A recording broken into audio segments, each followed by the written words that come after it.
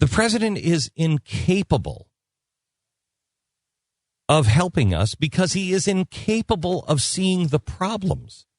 He's also incapable of correcting course because those around him are incapable of giving him an honest assessment. No one in the media will give him an honest assessment.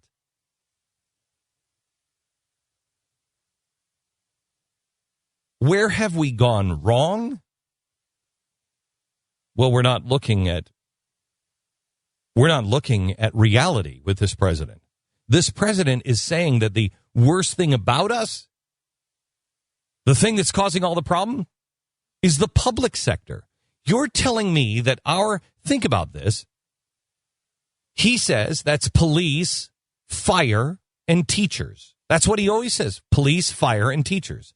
You're telling me that we've lost 40% of the value in our homes and our wealth because we're laying off teachers? First of all, I don't see the big epidemic on teacher layoffs. I mean, we've lost jobs in every sector.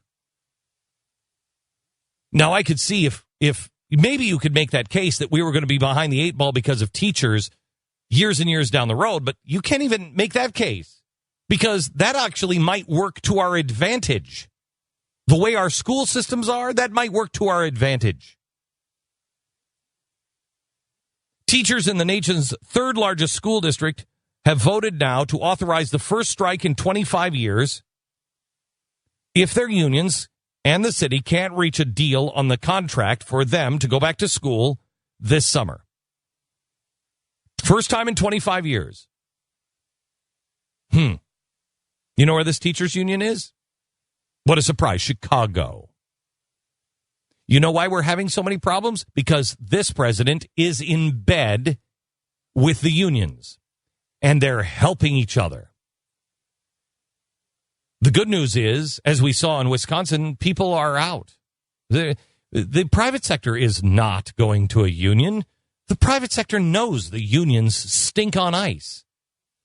Even those in the public sector, when they're given a chance, when they're given the right to choose, I want to be represented by a union, I don't want to be represented by a union. Over half of them leave their union and say, you guys are crazy. All of the money that we've wasted, all of the net worth that we've lost, and we still throw money at the same things in the same way over and over and over again. The definition of insanity.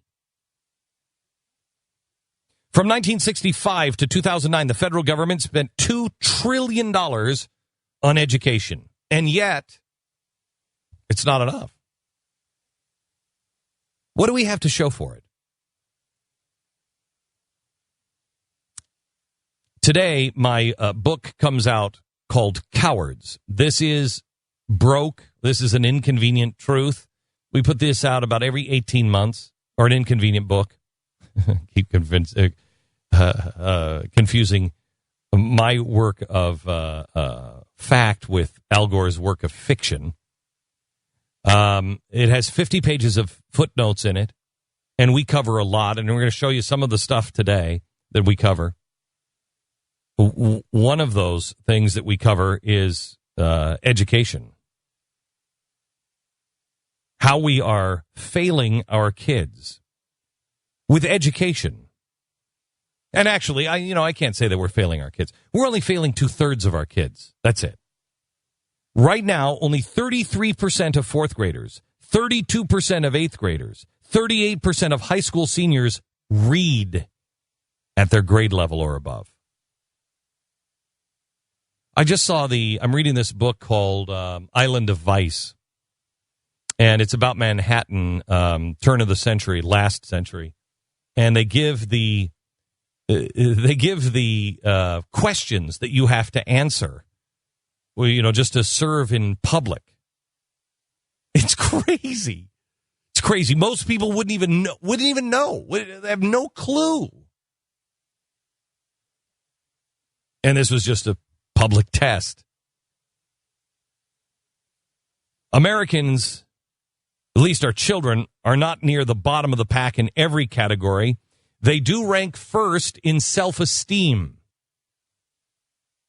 You want to know a problem? There it is. You're ranking last in everything else, first in self-esteem.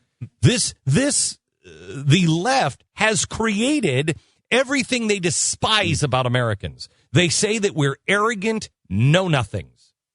That's exactly what our education system is turning out. Arrogant know-nothings. Thank you to the unions and to the left. So long as we have self-esteem, so long as we believe we can do things that we don't even understand, we're going to be great. We spend more, it costs more, and we're getting results that are significantly worse, and our kids are becoming egomaniacs. Despite all of this, teachers are now paid over 45% more than they were in 1961 after adjusting for inflation. What is your job? Whatever you're working now, go back and look in 1961 and then adjust it for inflation. If your industry had that kind of track record, do you think after inflation you'd get almost a 50% raise? Now, no one's accusing them of making too much money. But somebody's making an awful lot of money. Who is it? The teachers' unions. As I point out in Cowards, if I were to say the teachers' unions didn't care about kids, that'd be pretty controversial, right? Tons of teachers do care. I'm tired of you bashing all teachers. Tons of teachers do care. Mm-hmm. Mm-hmm. How about the unions? How about the structure itself? Do they care? Are kids their number one priority? Like everything that we do, I don't want you to trust me. I don't want you to take it at my word. I want you to look at the footnotes. I want you to see it in their own words.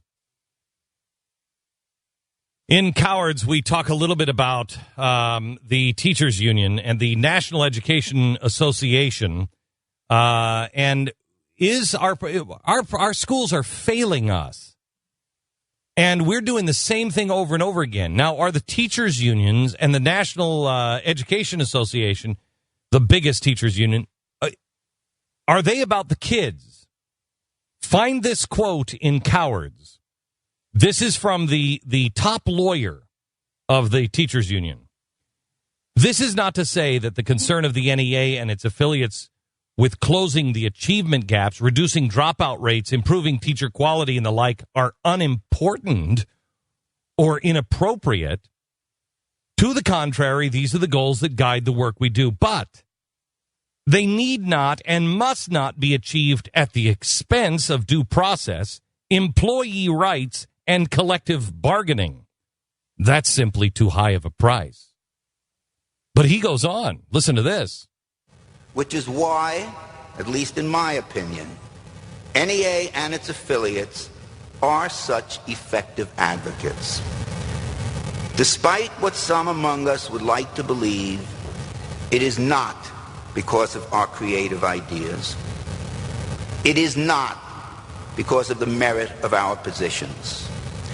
It is not because we care about children, and it is not because we have a vision of a great public school for every child. NEA and its affiliates are effective advocates because we have power. There it is. Because we have power. Read the full story of what's happening in our schools and the cowards that have brought it to us in the new book out today. Cowards, available online and everywhere. Grab it now. Great for Father's Day.